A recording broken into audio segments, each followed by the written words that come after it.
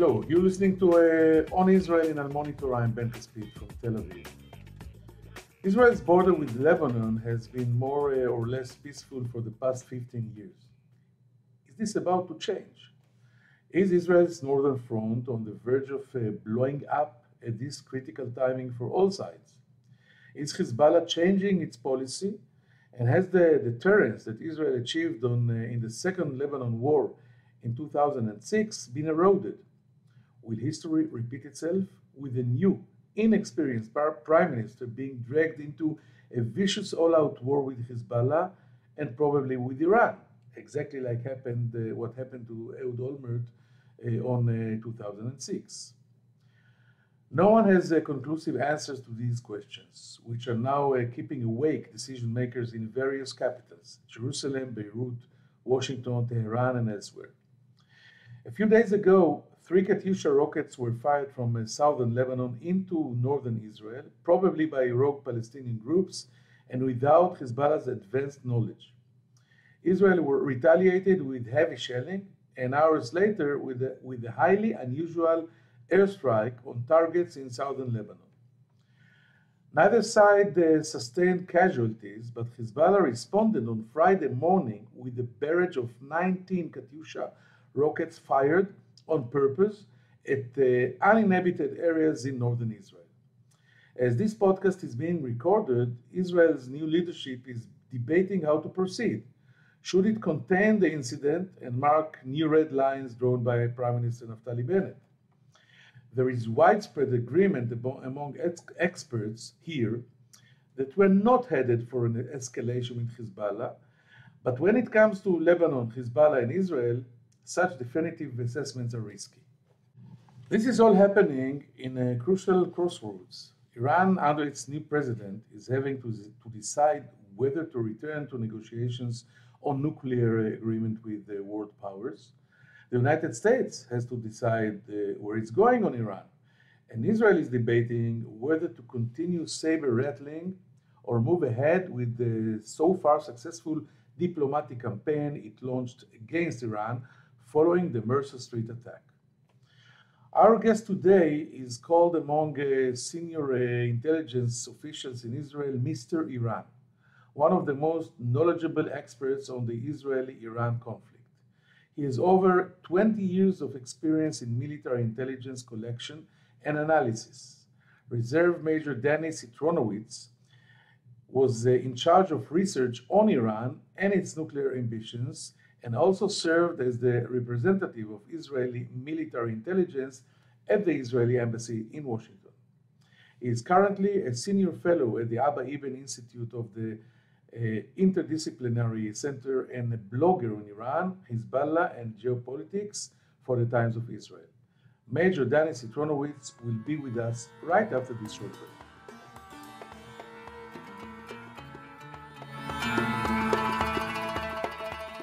If you're listening to this podcast, you obviously care about the Middle East, and if you do, you should probably be reading Al Monitor.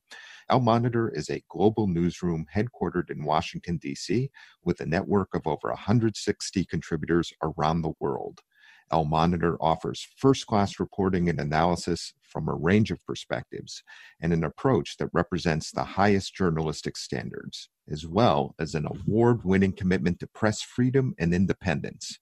If you haven't done so already, visit us at almonitor.com, check out our articles, and sign up for our free newsletters. There's a lot to choose from, including the Week in Review, an essay that offers unusual insights and forecasts into the region based upon Al Monitor's outstanding reporting. And if you haven't done so, please subscribe to our Al Monitor podcast on your favorite podcast platform, On Israel with Ben Caspit, and On the Middle East with me, Andrew Parasolidi.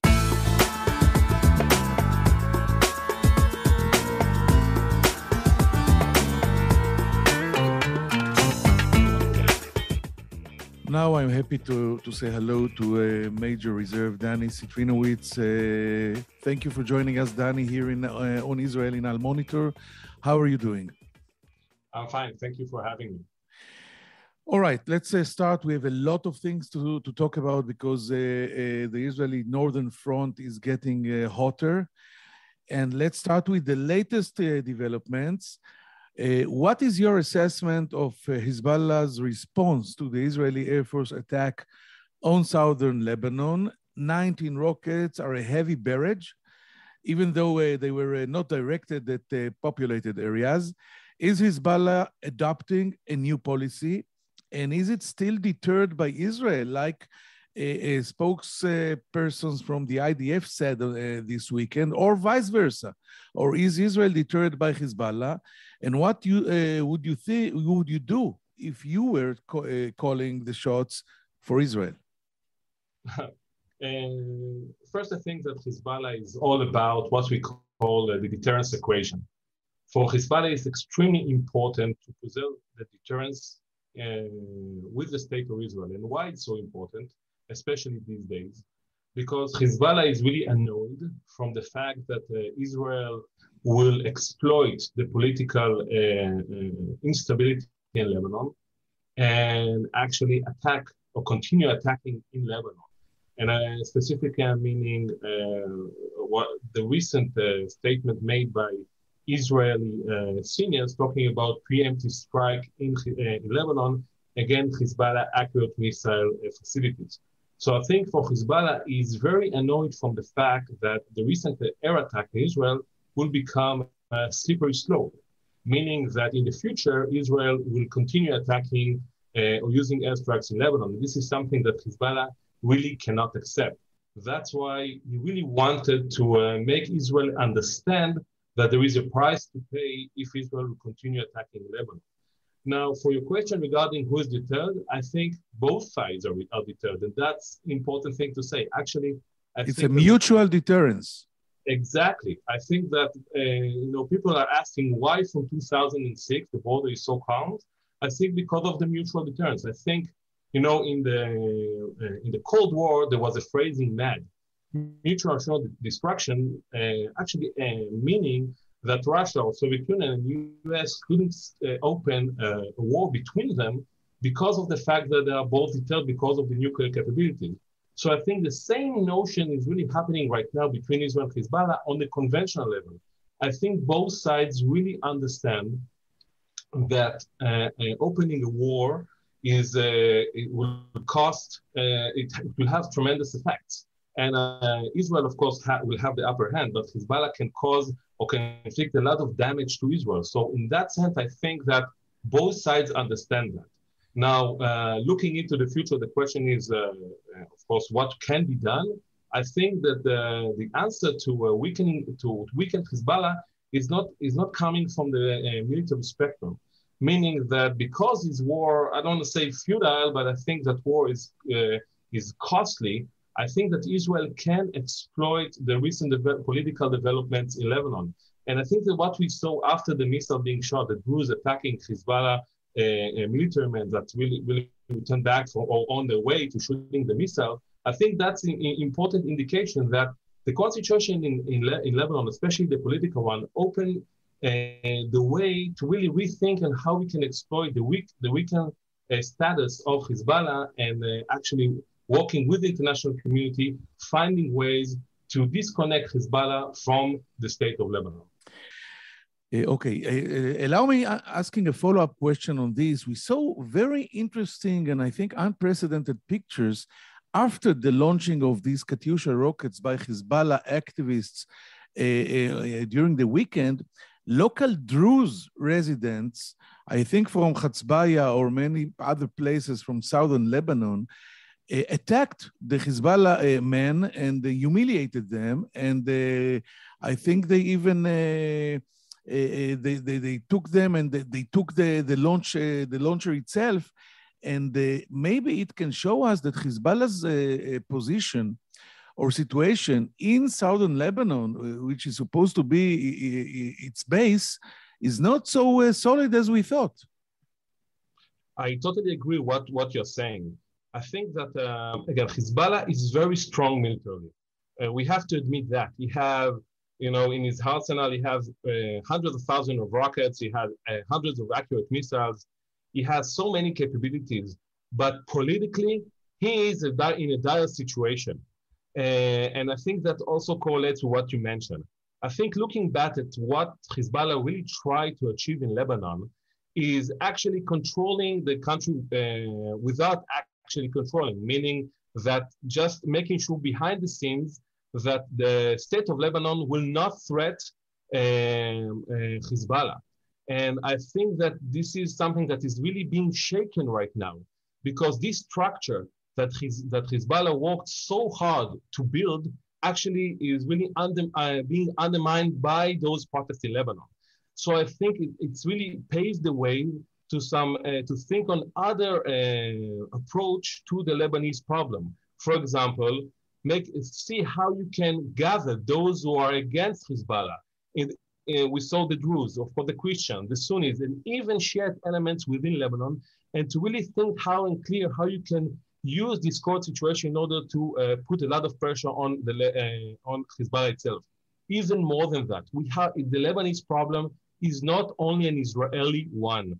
We have to work with countries like France, like the USA, making sure that they are not supportive of the puppet government of Najib Mikati. This is really an interest of Hezbollah to build this kind of government, to return back to the old structure that he worked so hard to build. That's one important thing. And B, making sure that every aid to the Lebanon government will come only after it will disconnect its relations to Hezbollah.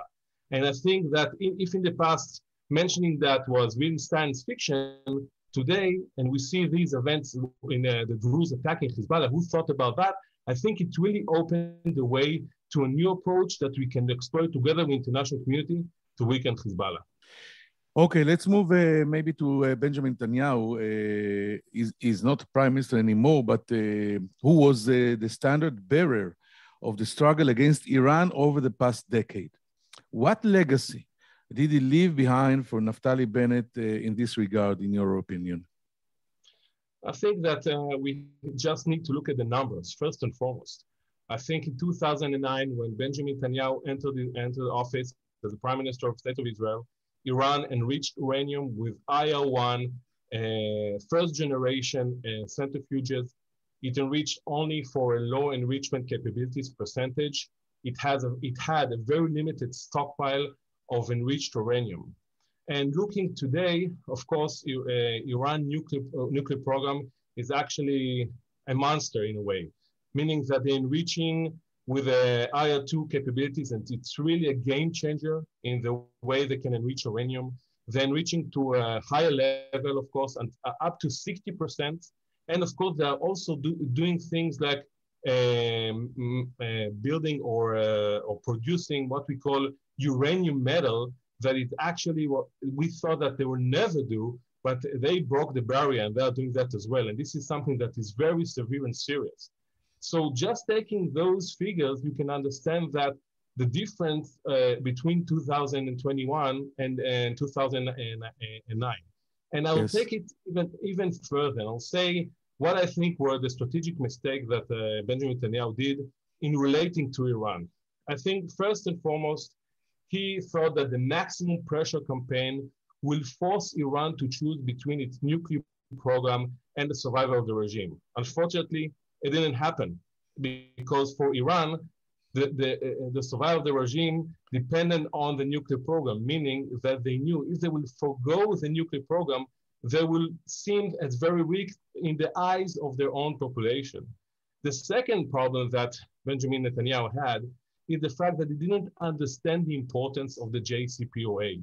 And instead of working together with the P5+1, making sure that the agreement will be better and will meet Israeli demands, he actually disconnect between, he thought that the best way is not working with those countries. And unfortunately, we saw the fact that it's caused a major problem. And actually, Israel was in front of an agreement that wasn't according to its interest.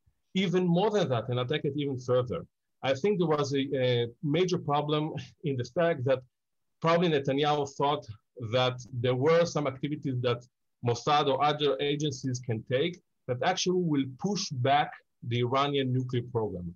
But unfortunately, as we saw in recent years, those activities maybe caused some problem, but at the end of the day, the Iranians were able to overcome those problems. And I think that the Iranians learned a lot. They have ability to overcome and to rebuild their capabilities.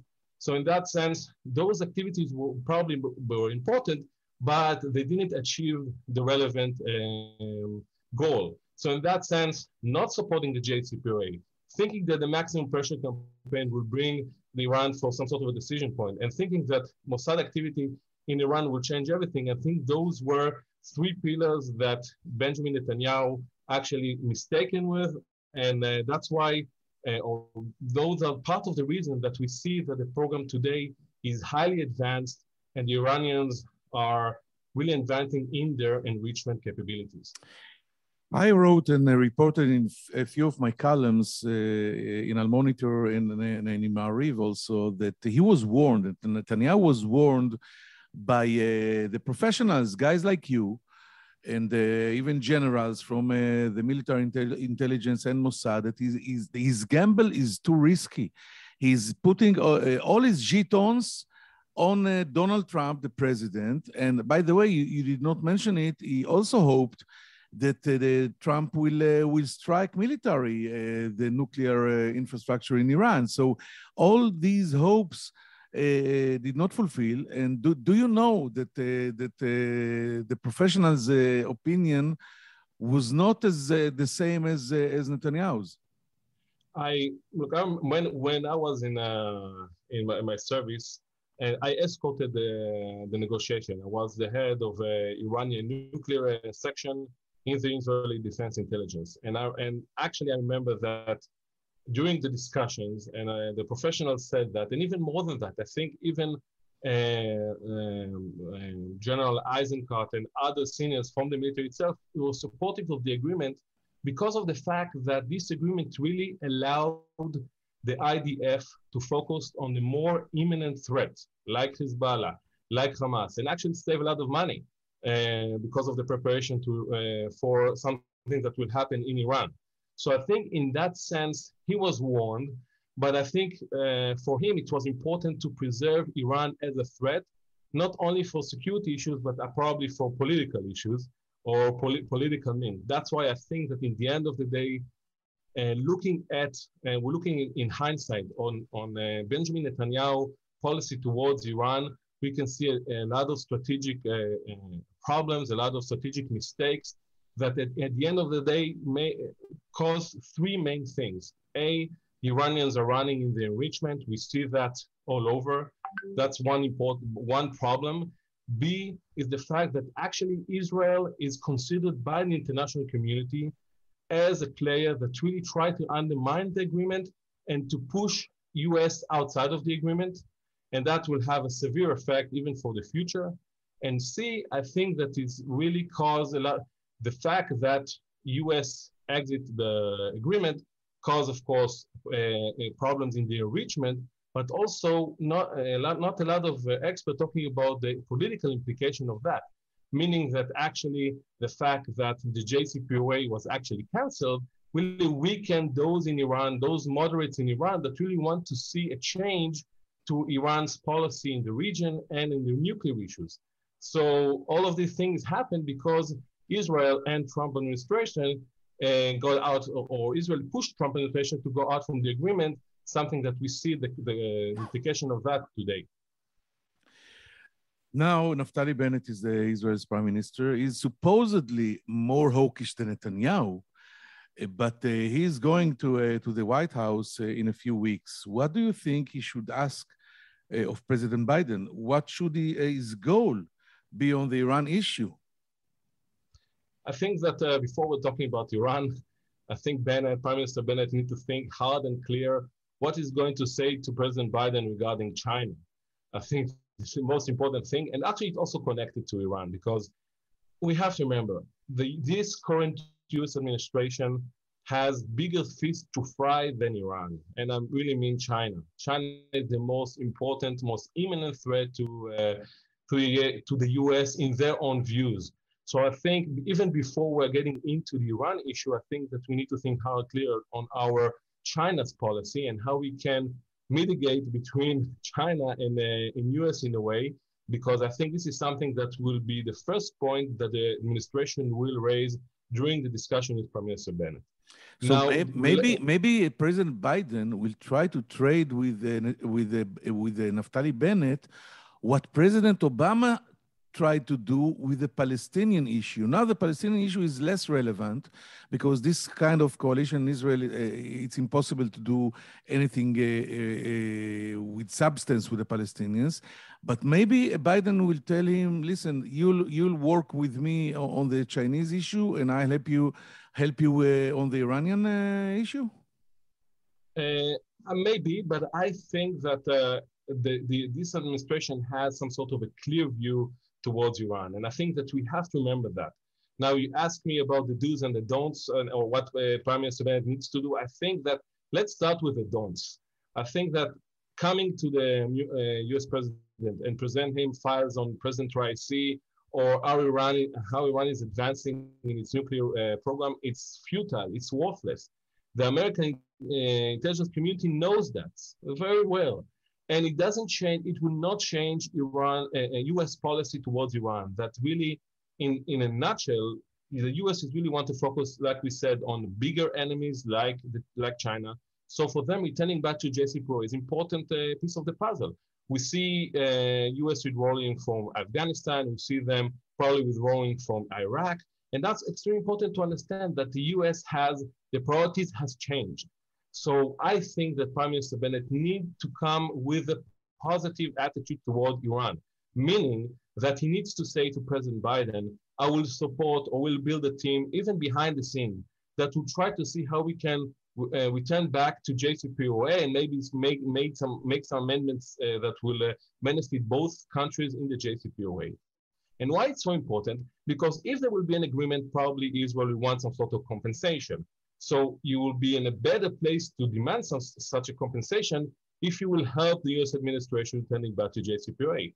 Now, it's even important that the situation will become even more important when there won't be a return to the JCPOA.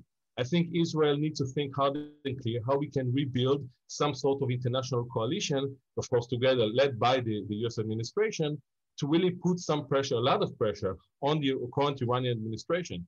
Now, your ability to do so is only if you be seen as someone that is coming in a cooperative way than trying to help the US administration and not undermining their ability. Because in the eyes of the P5+1, and including Biden's probably administration, Israel seemed as a role player, someone that really tried to undermine the agreement between Iran and the P5+1. That's why Israel has to change its strategy, come out with a positive way, building some sort of building teams that will work in order to find ways, maybe to return to JCPOA, or to build some sort of a new coalition to put a lot of pressure on Iran, and not coming in a negative way or declaring those statements saying that Israel can act separately in order to defend its people. I think it's worthless. I think it's just causing a lot of friction between us and the current administration in Washington. Something about, Lebanon vis-a-vis Iran, because there is a talk about Hezbollah calling in Iran to save Lebanon from collapse, and thereby enabling it to assume control of the country. Do you share this view? No, I don't share this view, and I think we have to turn back to the relations between Iran and Lebanon and how Iran sees Hezbollah and how Hezbollah sees Iran itself. And by saying that, I mean that Hezbollah doesn't want to take over Lebanon. He wants to control behind the scene. That's extremely important. He doesn't want to lose his Lebanese posture. And for Iran, it's also very important because Iran knows that if Hezbollah will have to run Lebanon, there won't be any foreign aid. There'll be a lot of problems between the Druze, the Sunnis, and Shiites, and so forth. So for Iran and Hezbollah, maybe it's the last priority. For them, the most important thing is returning back to the political structure that Hezbollah built in the last maybe 20 years, meaning that he's controlling behind the scene the government, he's making sure that no one is threatening his military might, and so forth. So I think that saying that there is or Hezbollah and Iran wants to exploit the current situation and take over Lebanon, I think that it's the wrong thing to say. I want to remind one other thing related to Iran and Hezbollah. Why is Hezbollah so important for Iran? For probably two main reasons. One, stronghold in Lebanon, and second, making sure that Hezbollah is really able to deter Israel from attacking Iran. So I think that pushing Hezbollah to run the daily life of Lebanese would be the wrong thing to do, not only in the eyes of Hezbollah, but also in the eyes of Iran. That's why I think that for them, they are not going to take over Lebanon. And if they're going to do so, I think it would be a grave mistake by them, and Israel can exploit that as well. Okay. I want to ask you before finishing, is there really any realistic way to delay the Iranian nuclear project through diplomatic pressure and coalition building? After all, the Chinese and Russians will not go along with such moves, and the Europeans cannot be trusted to go all the way against Iran either. So what actually can Israel do, and is the military option still relevant? That's a great question. I think that let's be honest with ourselves. There is a fatigue in the international community regarding Iran. And we see that from China and Russia bypassing the sanction regime. We see that from statement from leaders in very prominent European countries. And I think that all of the countries were hoping that the JCPOA will allow them to focus on other more important issues. Returning back now to the maximum pressure campaign together with China and Russia seems, I think there is a low probability for that. I think what we need to do as Israel, as like I mentioned before, is really try to work, even today, working together with the P5+1, especially with the US administration, to think how we can find some ways that in the end of the day will pressure in Iran in such way that it will tend back to the negotiating table. Now, again, we have to be honest and say that the chances of doing that are not that high, and the chances of returning back to the maximum pressure campaign that was in the between 2008, 19, 2012, the chances for that also are quite slim. But we have to push because we don't have any other option. I think one other important thing that we need to do is making sure that there is some sort of a deadline for the Vienna talks. And why it's so important? Because we could find ourselves as Israel in a situation that the negotiation will continue on and on and on. And China and Russia will help Iran bypass the sanctions, and Iran will push forward on the uranium track, uranium enrichment track. So I think for that, Israel needs to work also with the US, making sure there will be some sort of a deadline and build a coalition. Now, regarding the military option, again, there is so many problems with that. First, let's talk a little bit about Iran's capabilities. In 2009, 10, 11, they didn't have the S-300 system. They didn't have their own surface-to-air missiles that are highly advanced. So in that sense, Iran really improved its air defense capabilities. Even more important than that, we have to be honest with ourselves and admit that the ability of Iran to overcome this kind of attack is becoming, I don't want to say easier, but they will find their ways. And we see that from the recent attacks in the Natanz and so forth, that they were able to overcome those problems. So I think that even there will be an attack, then they will be able to rebuild the program. That's another problem that we have. So I'm not saying that there is no military option, but I think that it's becoming harder and harder to implement. And even if there will be some sort of execution, in the end of the day, the Iranians will find a way to rebuild the program. That's why I think that the solution lies only in the political route, meaning that returning back to JCPOA and finally, and this is maybe the only way that we can, or we are able to limit Iran's progress in its nuclear program. Final question.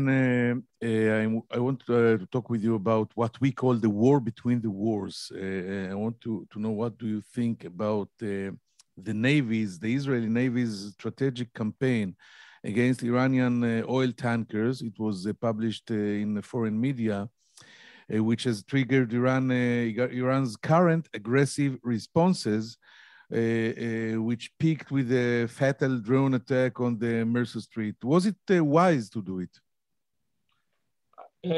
People call it war between the wars. I'm calling it war that will bring a war.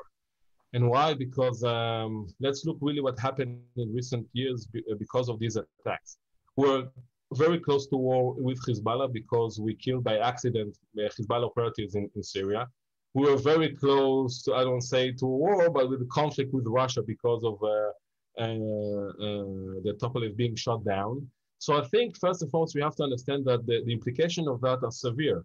We are acting in Syria and each strike can lead to escalation. Now, this is one important thing that we have to remember.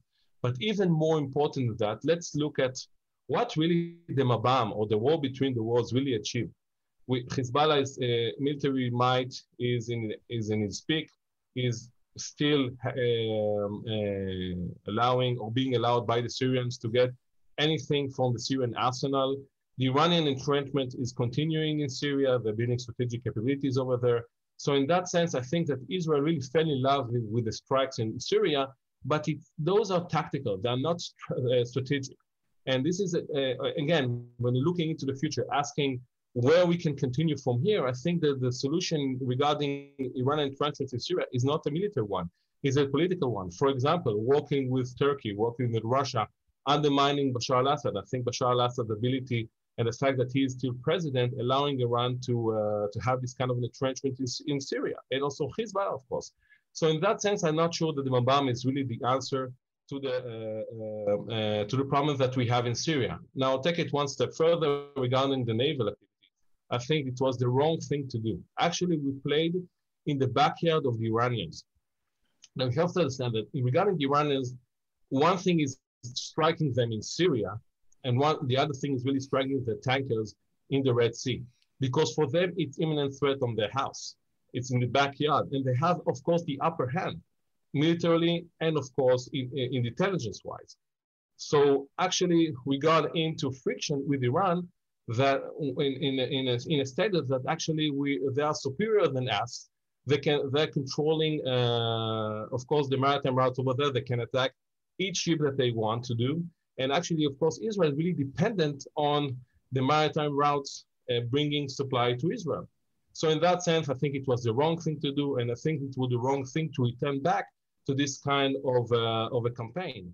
So all in all, I have to say one important thing. I see that the Bennett government really duplicating Netanyahu's policy towards Iran regarding the nuclear and also regarding the Mabam, the campaign between the wars. I think it's time to rethink about this policy and be honest with ourselves whether this policy really achieved the things that we wanted to be achieved using force in Syria and other places. And I think I doubt it. I think that we have to add more what we call foreign ministry, more diplomatic activity, making sure that we can really cause some change in Syria and elsewhere. Just relying on the missile being shot from the F-16 towards Syria, I think is the wrong thing to do. Major Reserve Danny Citrinowicz, it was very interesting, and I thank you deeply for joining us here on Israel in Al Monitor. And we will take a short break and be back right after it with some final thoughts. Thank you, Danny. Toda rabba. Toda rabba.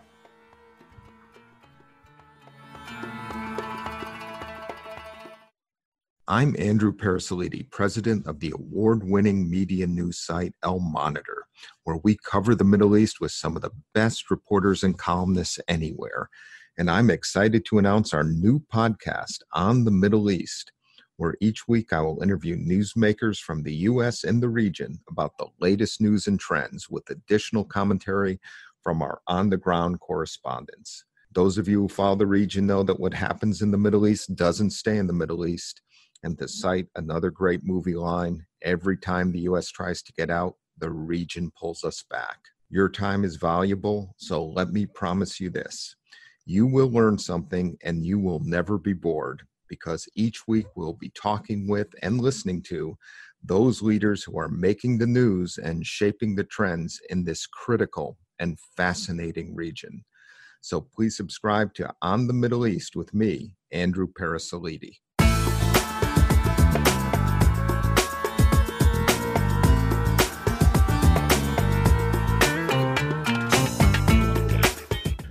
Thank you for staying with us. I think what Major Citrinowicz told us here can be divided to three headlines.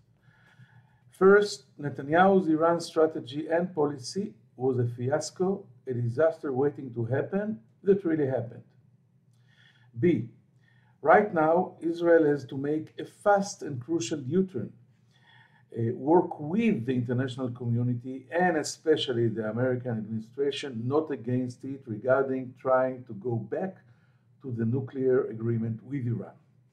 And finally, no need to worry from Hezbollah calling upon Iran to take over control of Lebanon, on the vice versa. Major Citrinowicz said that the whole Hezbollah strategy is the perfect contrary, not being responsible in Lebanon, and at the same time, being the protector and savior of the state. I hope you found it interesting, and I hope also to see you here next week on Israel in Al Monitor. I'm Ben Caspit from Tel Aviv. Take care.